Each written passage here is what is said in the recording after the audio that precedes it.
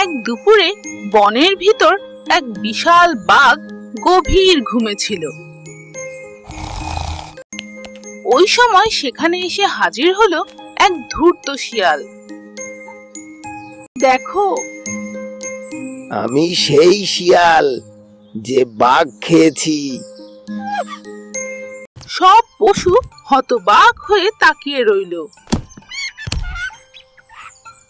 কাক কাক কা, বাঘ খেকো শিয়াল। হঠাৎ বাঘের ঘুম ভাঙল।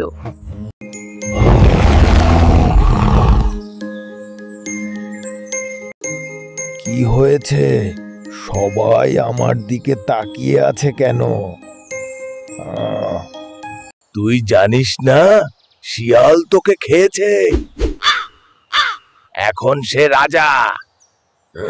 আমার সম্মান গেল।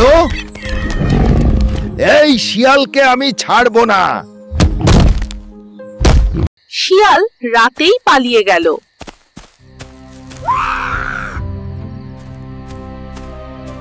শিয়ালের মতো প্রতারকরা সত্যকে ঢেকে রাখে।